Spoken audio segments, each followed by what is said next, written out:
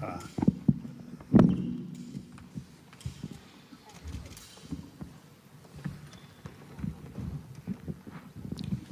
in here late enough. Yeah, I'm trying to get you Bring to the guys in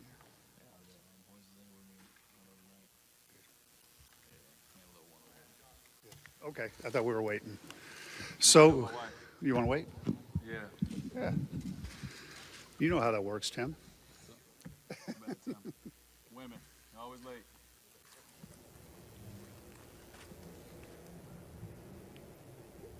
Getting ready for the news conference here, you see Dwyane Wade. And here we're going to bring in George Sedano, the co-host of George and Izzy, a native of Miami. Talk to us a little bit about Wade's decision to leave Miami. George?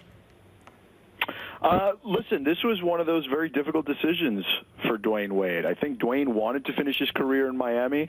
I think he was stunned that Pat Riley took such a hardline stance as far as the salary was concerned. And, you know, Pat, in essence, would probably want to do a do-over. I think Dwyane would like to do a do-over. But feelings got hurt, emotions ran high, and he decided to go to Chicago, which made some sense, obviously, but not the way I think anyone envisioned for him to finish his career. So it's kind of almost a strange sight to watch him there at that podium in Chicago at the moment.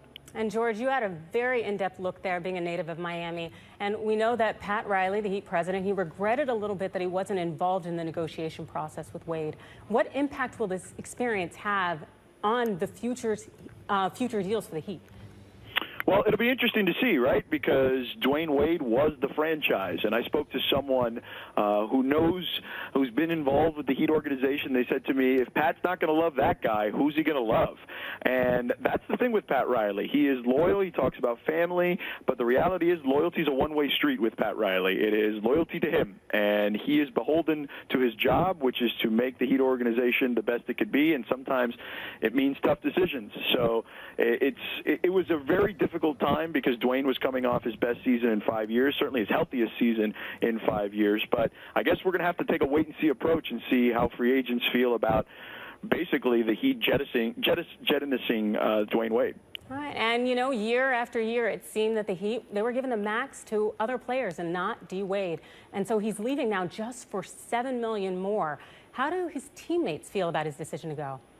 Well, I think the teammates understand. I think, you know, they understand the business aspect of this. So I don't think that they harbor any ill will towards him. Dwyane Wade now going to be introduced. Here it is. About Dwyane and Gabrielle's trip to China, but now we'll apologize for the delay coming out. Anyway, we are absolutely thrilled today to finally introduce Dwyane Wade as a Chicago Bull. Sounds good, doesn't it?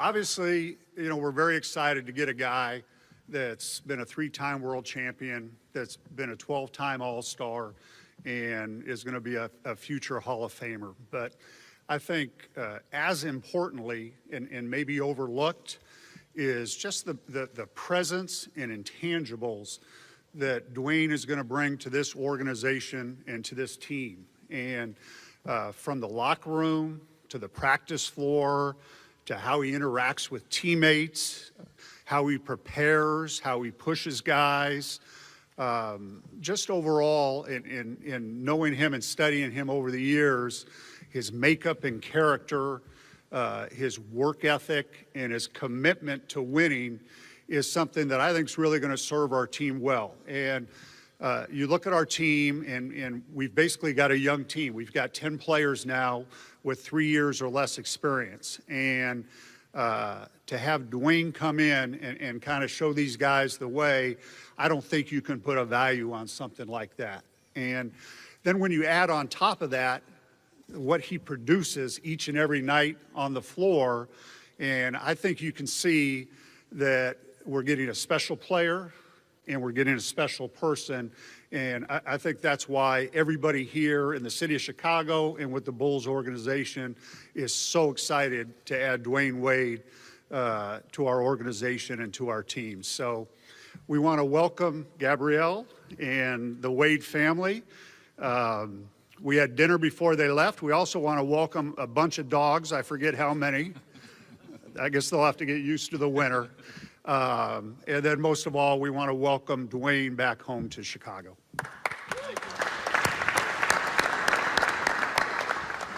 Thank you for that, Gar. Make me feel good about myself. Hello to everybody out there. Some of you I've been in a locker room with after wins or losses here in Chicago. And some of you I haven't, but you guys are going to hear a lot from me and see a lot of me for a little while. So I'm thankful to be here today. This is one of those moments for me that is a dream come true. You know, simply that. I'm a Chicago guy, Chicago kid. I grew up here, got opportunity. I remember sitting on the floor when I could sit Indian style and watch the Chicago Bulls win their first championship. I was 9 years old. And I remember looking at the TV. We had this little bitty TV. I remember looking at it. It's about big as iPhones is now. I remember looking at it and saying, that's what I want to do. That's what I want to be. I want to be a champion, and that's who I want to do it with, you know, as a kid. And so my dream of becoming an NBA player started here in my hometown. So I know took a long time to get here, but I am here, and I'm excited to be here. I can't tell you guys in words what this moment means for me, what this organization, since the day that I said I'm coming, the support that they have shown, the excitement that the city has shown me. I can't tell you guys what that means to me. So I'm just thankful. So I appreciate it.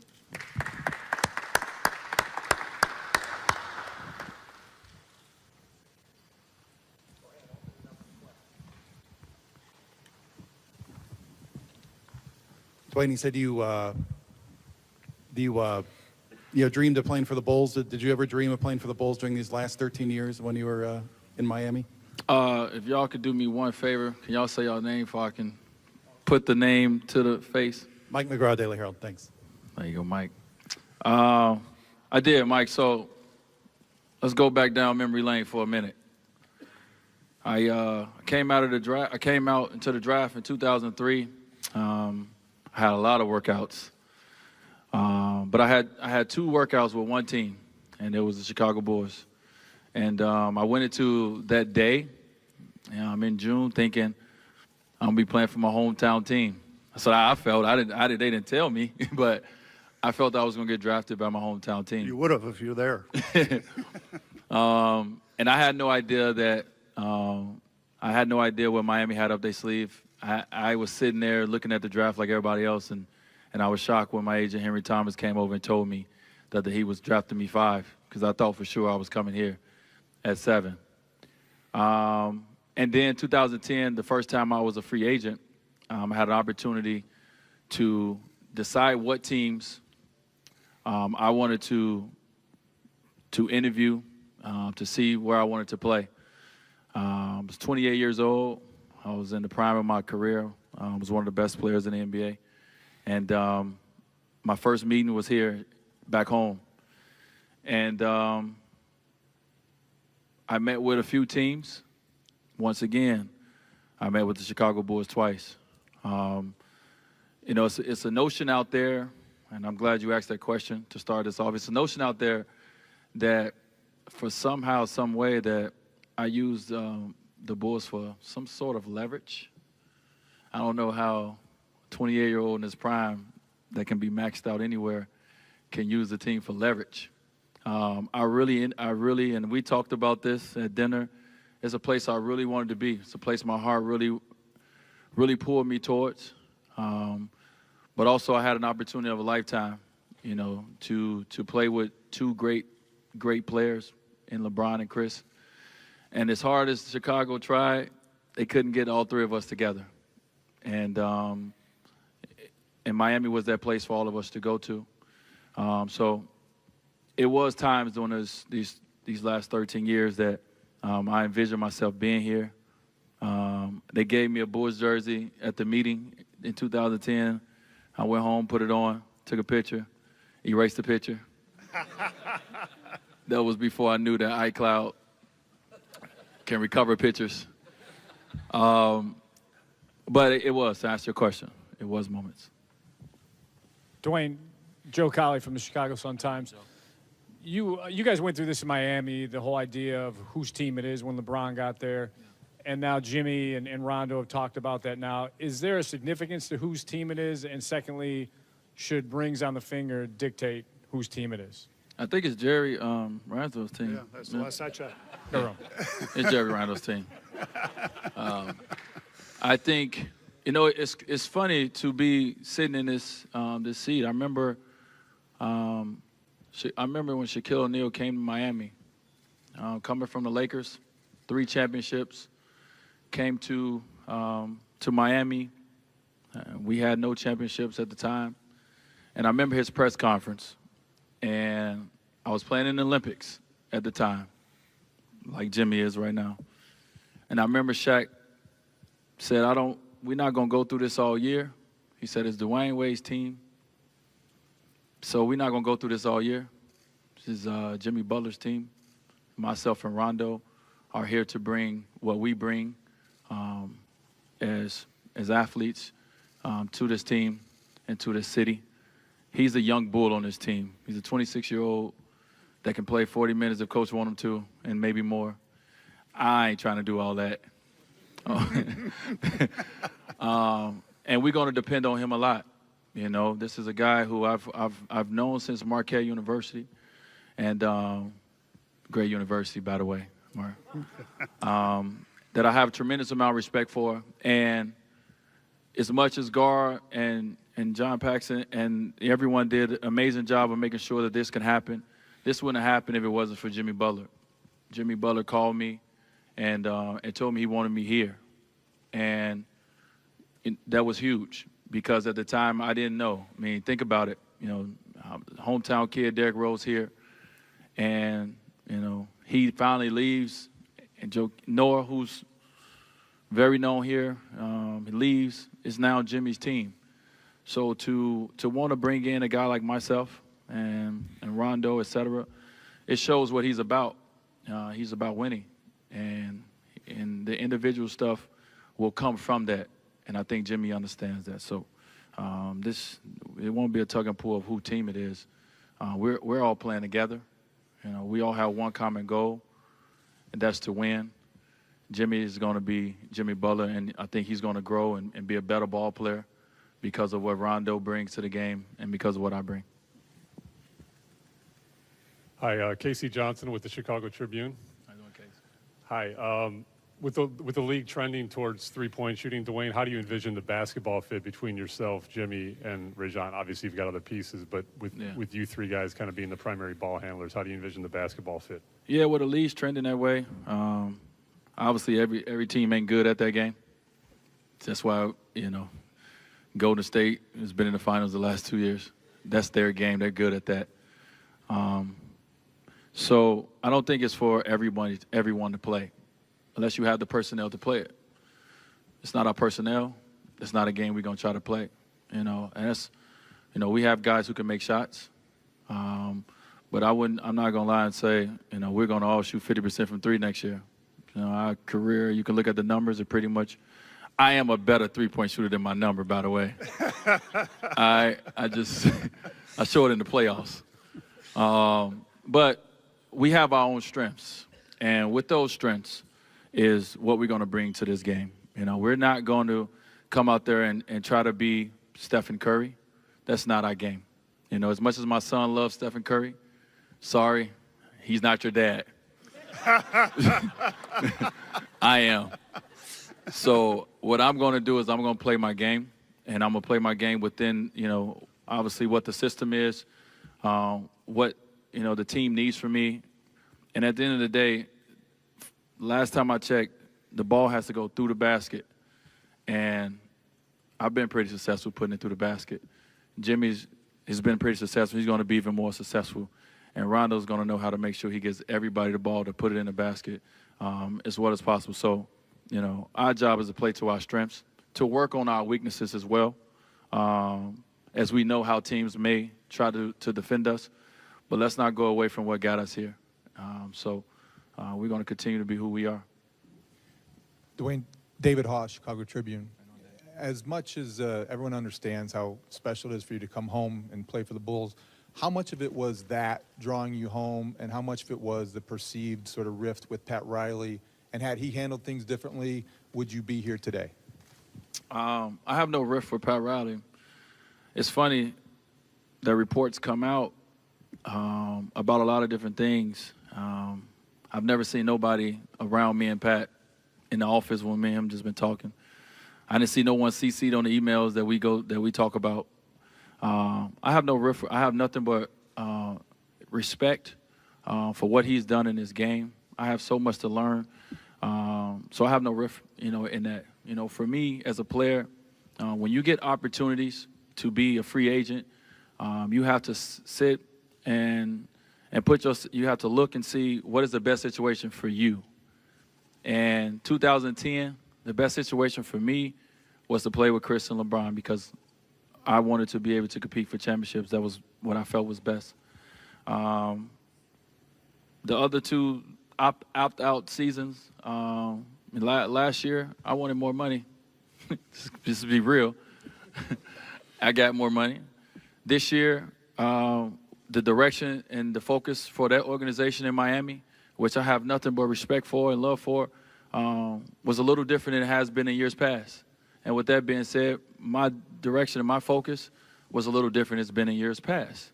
And I communicated with them, that, hey, I've only done this once, but I'm going to be a free agent. I'm going to go out and I'm going to see, what the market is saying about me.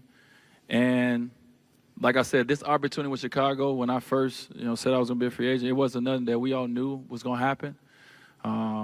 But it was things that happened along the way that made this even realer and realer. And at the end of the day, I made the decision. I had a contract offer in Miami that I could have took. I decided not to take it. It was my decision to be selfish and to live out a dream of mine. I've brought a lot of excitement to Miami, and it's a home to me. It will always be. I want to bring a little bit here to Chicago. Well, I have a little bit left. And I still have a little bit left, by the way. I've listened to all you guys talk over the last couple of weeks, so I know what y'all been saying. But, I wanted to come here and be a part of building this organization back up to, where this organization should go and should be. And this is the first step in that direction. So, let's clear up the notion that Pat Riley orchestrated me getting out of Miami because he didn't offer me the money I wanted. This was not a money deal for me. If it was a money deal, I wouldn't be sitting here. I would have took the most money that was offered for me. At the end of the day, this is a place that I wanted to be. Miami and Chicago has always been, the two cities that I've called home. I was in Milwaukee for a brief second. And I got an opportunity, like I said, to be selfish. And I took it. And my family coming along with me along the way. So this was a decision solely for me, and it has nothing to do with Pat Riley. It has nothing to do with Mickey Harrison, Nick Harrison, and the family. They wanted me back in Miami. I considered it. But at the end of the day, I went where I wanted to be. I went where my heart was telling me to go, and it was back home. Dwyane, Cheryl Ray Stout with WBEZ Radio here in Chicago. You're coming to a team besides Jimmy Butler with a lot of young players on this roster, and you have a young coach that you're dealing with too. How do you work your role as a mentor besides winning games on the court? Yeah, that's a great question. That's very important. I feel that with the knowledge that you gain over the years of playing this game, I feel it's our duty as veteran players to give that knowledge back to the next generation. So this game continue to be as amazing and as great as it is. So I already do that. I do that with not only my teammates, I do that with other guys around the league. I work out with guys if they want to work out with me. I talk to guys throughout the year, via text message, et cetera. So these young guys on this team, I'm going to give them the knowledge that I've learned. And they can take it for what it's worth, but I'm going to give it to them no matter what, because at the end of the day, I'm a leader, and that's all I know how to do. I've been around some amazing leaders in my life, and I've grown into being one because of, playing with guys like Shaquille O'Neal when I was young. He really helped show me the way as how a leader comes in and gives all his guys confidence. So I can't wait. I've already had some conversations with Doug. I know me and him got a little negotiation to talk about for the number that he gave up. So we'll figure that out. And I've already talked to Bobby. So I've already, started talking to some of the young guys, and I can't wait to get an opportunity to be around them more and give them whatever knowledge that I've learned from this game. Dwyane, Vince Goodwill, Comcast Sports. What's up, Vince? What's up? How much of today brings you mixed emotions? I know you're excited about being back home, but you left a place that you were invested for a very long time. So how do you balance the emotions of today with leaving what you had behind? Yeah, man. Tough decision. Y'all could have been in that room when I had to make it. It wasn't. I'm not saying it was an easy decision. Not because I'm not excited to be here, and not because I've always thought that this would be a great place for me to be.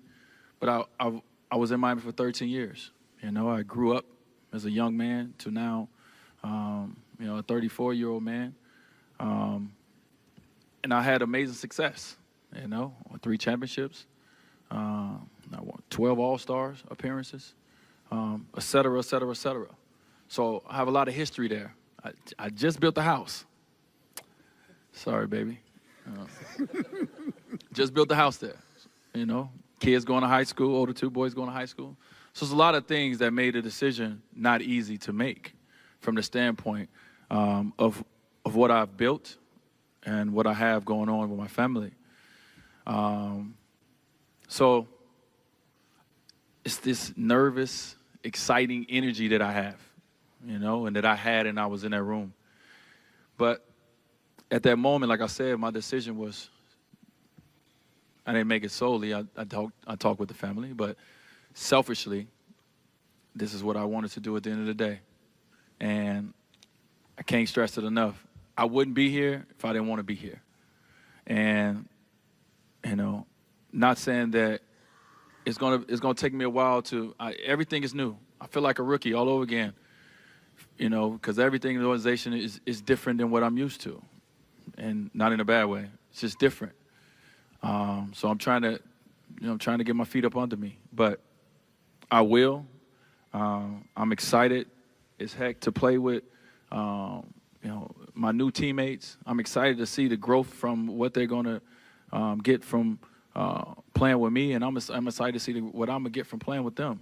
I mean, Rajon Rondo is somebody I competed against so much in Boston, and we had so many battles that has been very much documented and talked about. But we was competing for championships. I want to play with a guy like that. I want to play with a guy that averaged 12 assists a game. I want to play with a guy that didn't want to give his teammates the ball. So I'm excited to play with this group. I'm excited to put on that Bulls uniform. But that takes away nothing, from what I did and my respect level for, the Miami community. That city, it's a part of me. Always been part of me. Just like Chicago has always been a part of me. But I'm now entering a new chapter, and I'm ready to now dive into this chapter and focus on this chapter. And when it's all said and done, I'll put the books together. Dwyane, in the back here to your left. Nick Friedel from What's ESPN. up, Nick? How you doing, man? Good. I realize a lot can happen year to year in the NBA, but you're going to be 35 in January. As you sign this deal, do you sign it believing that this is the final stop in your career? Nick, I didn't think that far ahead. As an athlete, you have to take it, especially as you start getting older, you really want to take it slow. I don't want to rush this process of thinking because, I love what I do. I love being a professional. So for me, for Chicago, I thought this deal was perfect from two standpoints. One, in today's game as a player, I think this is the best time to be a player, obviously, in the NBA because of the opportunity that we have. So to be able to be here and say, I signed a 2-year deal with the second year being a player option. As a player, you always want the option. I think for this team is the future's still bright. As Gar said, they didn't have to give up any pieces, and they still have flexibility to continue to make this team better. So for me, this whole signing experiment, whatever y'all want to call it, it's a win-win for me. It's a win-win for the Chicago Bulls organization. It's a win-win for Chicago, period. So I'm going to focus on now. I ain't even got a house yet. I can't think about my career being over or the next stop. I got to think about getting a house and bringing my dogs down and, all these things. So I have so many different things I need to worry about before I worry about that. I don't want to look too far in the future. I want to be excited about this opportunity. I want to be excited about, what I've been gifted, in my 13th, going into my 14th year. I've been gifted this opportunity to come home and play for my hometown team. So I'm excited about that, and I want to continue to be. Jimmy Butler, everybody. Jimmy, you gonna come out with your muscles out and everything, though? You got oil on, though? Dwyane, Clement Townsend, 120 Sports, right here. Obviously, you've talked about your wife being here with you, Gabrielle, and how much she means to you. I ain't say all that. Excuse me. I ain't say all how much she mean to me. But you waited for her, so obviously that means that I she waited means on my mama. I'm playing. My bad. But she's been with you throughout this process. She's very active on social media. Saw you all on Instagram doing it to a little Montel Jordan. This is how we do it, having some fun. Just talk about her support, though, and what she said and how she's played a role in this process for you. Well, I'm gonna warn y'all, right now. She follows all you guys. She will follow all you guys. And she's going to comment if she don't like what y'all got to say. And not just about me, about Jimmy, about Rondo. Yeah. So I'm just going to warn y'all, she's rougher on the refs than I am. But, I mean, like I said, man, the support from your family means everything, we, as the faces of the family, have to make tough decisions. As a man of the family, I make tough decisions, but, when my family supports me, it means everything. So, my wife supports my decisions, and like I said, she just built her dream home. What she thought, in Miami. And I said, well, baby, we're going to have to get up out of that home. We got to go somewhere else and make a different home. And she supports me. Not saying that she was necessarily 100% happy that she had to change, but she supports me. So, we all ride together, the Wade clan, the Wade family, Team Wade, we roll together, and that's how we do. My boys weren't even that happy. And it's because they used to the warm weather. They heard winter and they got scared. But they'll be all right. They get a little Chicago tough.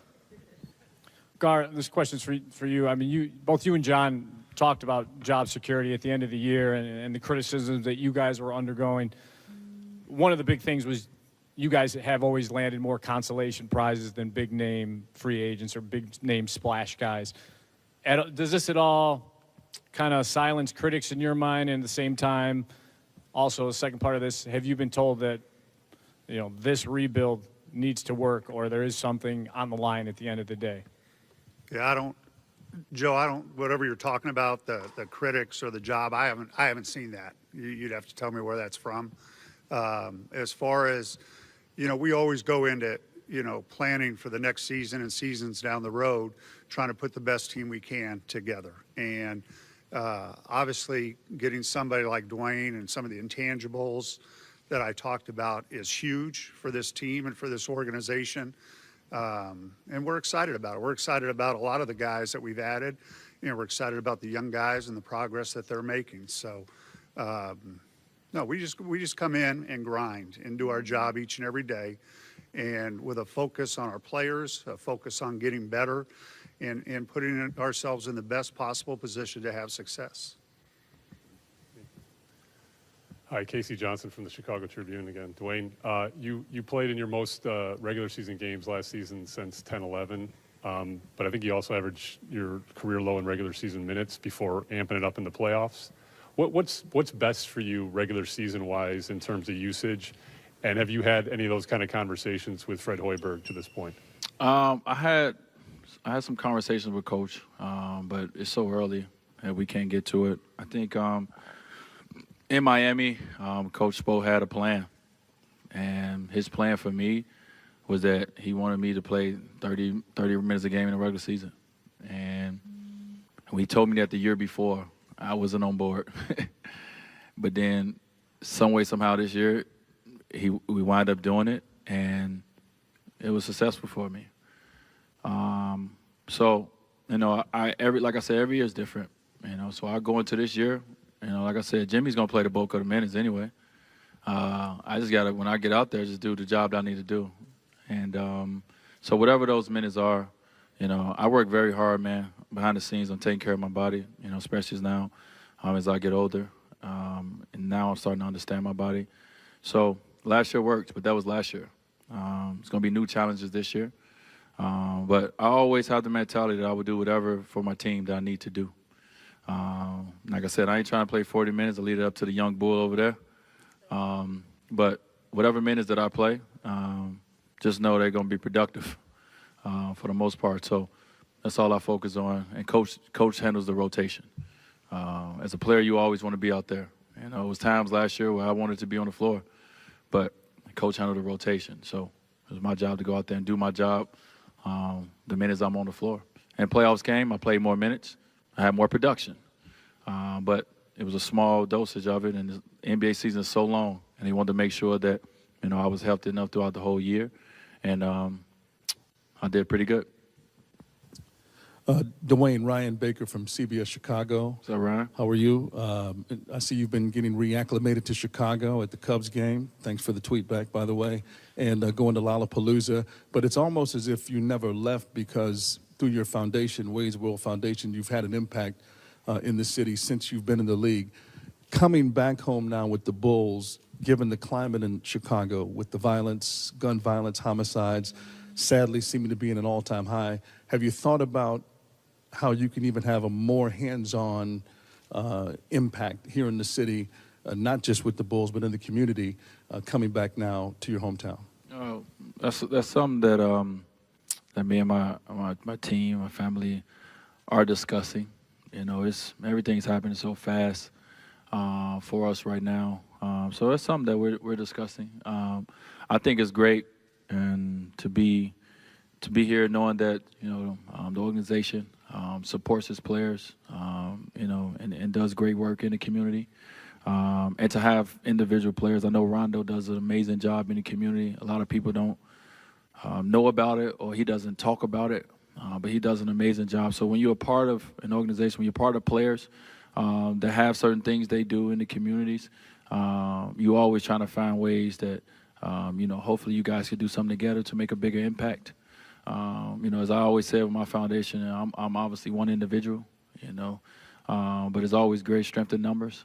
So we would sit down and, talk about what's the next step and what's the best step, and, and how that looks here in Chicago. I haven't been here as a player since high school, so I don't know the lay of the land. So what my family and what we've always done is simply as we've just tried to, give back.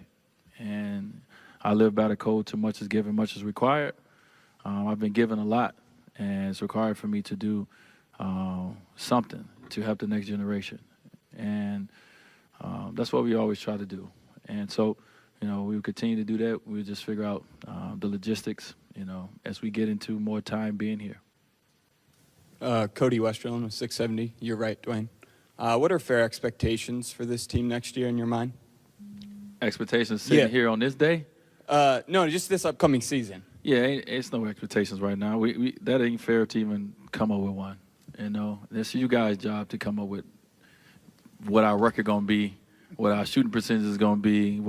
That's not our job. You know, my job, Jimmy's job, Rondo's job, is to come in here day one when we start training camp, and get out of it and start working and building a team that we want to see on the floor.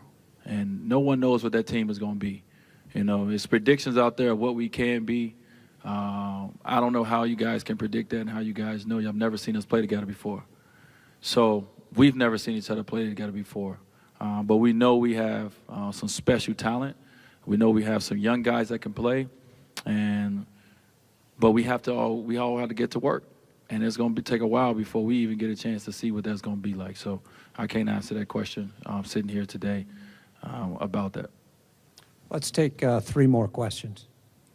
Dwyane, it's Mike McGraw, Daily Herald. Not trying to compare Jimmy Butler to LeBron, but are you going to go to Fred Hoiberg and say, hey, look, this is how we made it work in Miami with 2 guys, 2 wing players who are sharing the spotlight, sharing the ball, and have some suggestions for him on how you guys can make your offense work? Well, first of all, I mean, I've played against Jimmy, obviously. I've seen Jimmy since, Marquette. I have a feel of how his game is as a competitor. But as a teammate, I don't know everything yet. So first of all, I have to learn the way Jimmy work, you know. I need to know when he wakes up, when he goes to sleep. Jimmy, I need all that information. So I can't come into this situation thinking it's going to be the same as, when me, Chris, and LeBron played together. This is a different situation.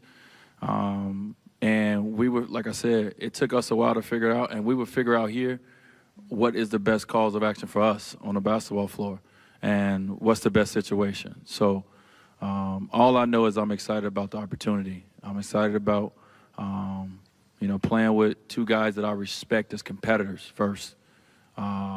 Rondo is a winner. He's won a championship before, and I know Jimmy dream about winning championships.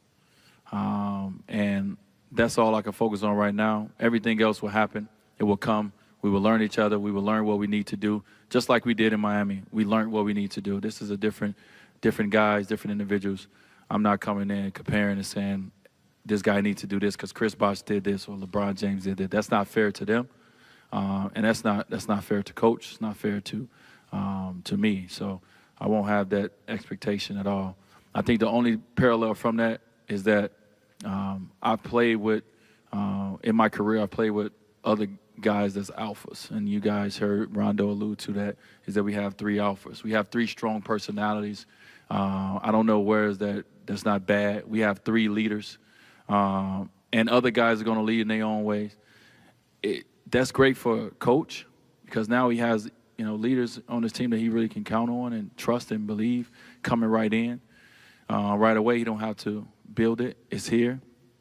So, all of it going to take time. I have no answers on how it's going to work. I know we're going to figure out because as individuals, if you want something to work, you find a way to make it work. And for us, this is going to be about constant communication. So I hope Jimmy got an unlimited plan as he travel around the world because I'm going to be texting him and continue to try to build this camaraderie before we even get to training camp. So to make sure that us 3 as leaders are on the same page of what we need to do to be successful. And that's all we can ask for. Dwyane, Laura Majera with WGN. Welcome home. Welcome, Gabrielle. Recruiting amongst players can play such a pivotal role. You mentioned how much it meant to you and Jimmy reached out. How do you plan on selling Chicago as a free agent destination? I think we sell Chicago by the way we play. I think you sell Chicago by the individuals that come to the team. So, by the way, right now Chicago is being sold as we sit here. This is an organization who, and I know, I've heard about the retooling versus rebuilding. This is an organization that don't want to start from scratch and start over. It's an organization that wants to get right back into it. And, this is a great step in that direction. So it sells itself. And the way we play, the way we interact as teammates, people watch that. People see that. That's going to sell it. And when it's time to sit down and, and the season's over and we figure out next steps, to how to grow this organization and make it better, you do your best job to try to do that. That's all you can do. Sam Smith with Bulls.com.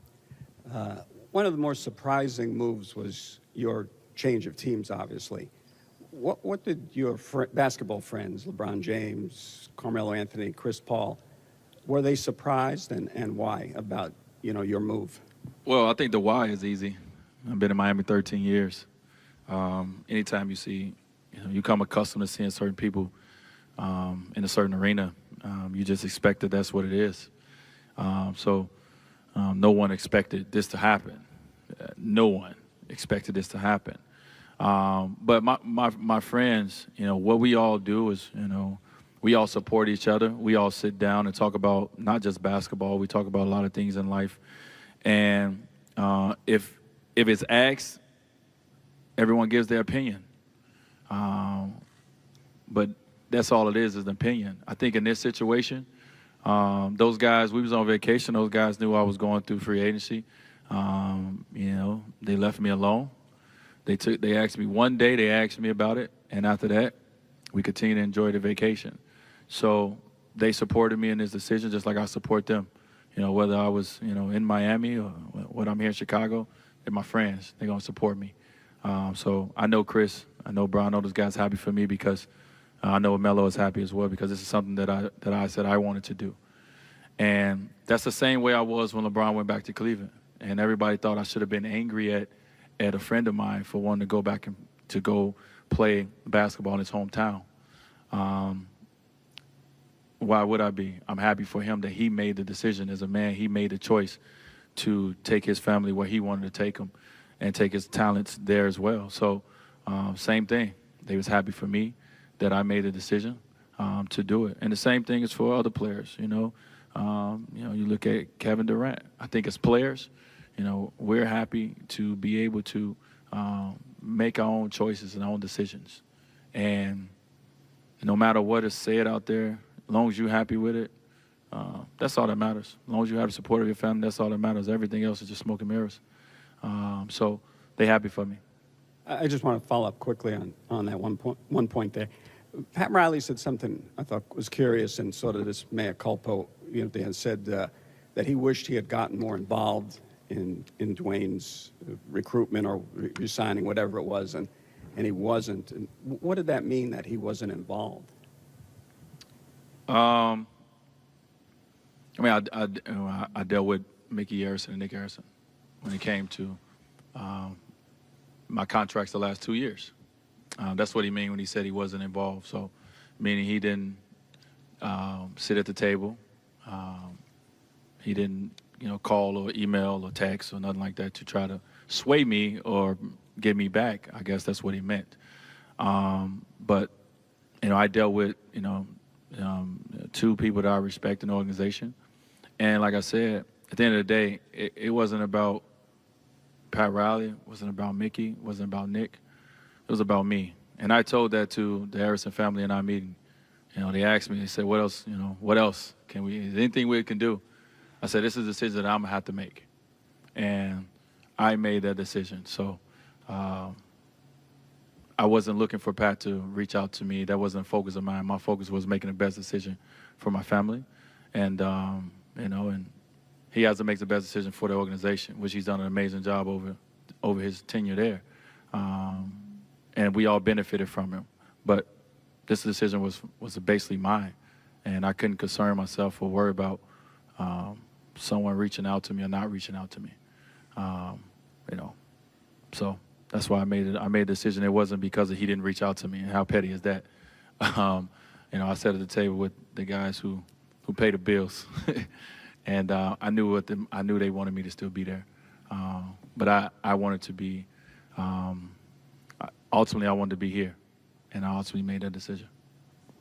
Thank you, everyone. Thank you, guys. Appreciate it.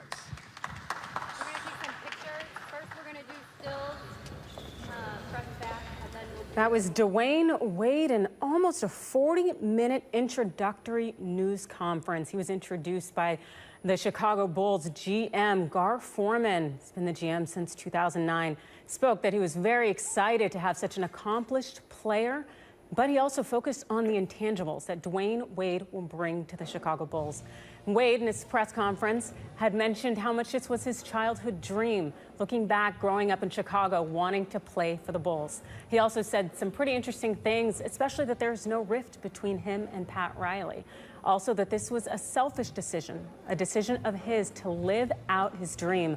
Dwyane Wade, now a member of the Chicago Bulls.